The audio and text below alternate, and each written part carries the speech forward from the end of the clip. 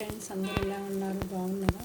ఈరోజు వెజిటేబుల్స్ మన ఇంట్లో ఏమి లేనప్పుడు ఒక 10 మినిట్స్లో రెడీ అయ్యి ఒక చిన్న సింపుల్ ఐటమ్స్ కర్రీ చెప్తానండి.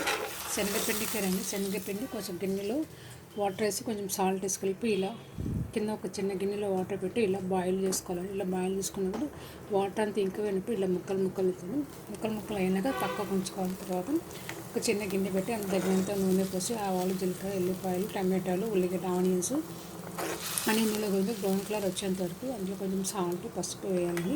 తగినంత వాటర్ కూడా యాడ్ చేయాలండి. కొంచెం బాగా మసిలినప్పుడు కొంచెం అయినప్పుడు మనం ముందుగా రెడీగా చేసి పెట్టుకున్న శనగపిండి ముక్కల్ని ఇందులో వేయాలండి.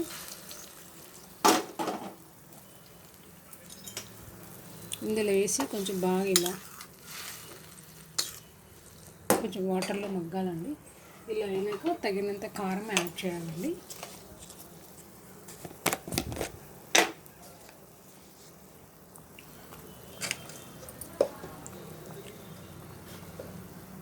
ఇలా కారం అంటే మీకు ఎంత కారం అవుతుందో అంత కారం యాడ్ చేసుకోండి. నేను మా పిల్లలు ఎక్కువ తినరు కాబట్టి నార్మల్ కర్రీని యాడ్ చేశాను. నార్మల్ కారమే యాడ్ చేశాను.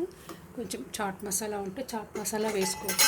లేదా మీకు ఏం అందుబాటులో లేదంటే పచ్చి కొబ్బరి అయినా యాడ్ చేసుకోవచ్చు. కొంచెం పచ్చి కొబ్బరి వేస్తే ఏమవుతుందంటే టేస్ట్ బాగుంటుంది. కొంచెం ధనియాల పౌడరు కొంచెం యాడ్ చేసుకోవచ్చు. ఇలా ఒక 10-15 మినిట్స్ ఇలా సిమ్ చేసి బాగా మాయిల్ అయినాక ఇలా బాయిల్ చేసి ముక్కలు ఇలా బాయిల్ చేసినాక పైనుంచి ఒక 10-15 మినిట్స్ బాయిల్ కావాలండి. ఇలా బాయిల్ అయినాక పైనుంచి కొత్తిమీర వేసుకొని పక్కకు దింపేసి స్టవ్ బంద్ చేయాలండి. వేడి రైస్లో కానీ, చపాతీలో కానీ, దోశలో కానీ, బియ్యపు రొట్టెలో కానీ, జొన్న రొట్టెలో కానీ, సజ్జ రొట్టెలో కానీ చాలా బాగుంటుందండి. సో మన ఇంట్లో ఏ వెజిటేబుల్స్ లేనప్పుడు ఇమీడియట్గా శనగపిండి కర్రీ చేసుకొని మన లంచ్ బాక్స్కైనా దేనికైనా మనం తినొచ్చండి. ఇడ్లీ కూడా చాలా బాగుంటాయండి. యాక్చువల్గా ఏంటంటే ఏపీ రాయలసీమ వాళ్ళు ఎక్కువగా శనగపిండి కర్రీని ఇడ్లీకి చేసుకుంటారండి. చాలా బాగుంటుందండి. ఓకేనా ఫ్రెండ్స్, మీరు కూడా ఒకసారి ట్రై చేయండి. ఎలా ఉందో చెప్పండి.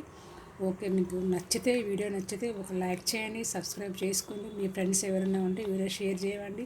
వాళ్ళు లైక్ చేసుకొని సబ్స్క్రైబ్ చేసుకోండి ఫ్రెండ్స్. ఓకేనా ఫ్రెండ్స్, బాయ్.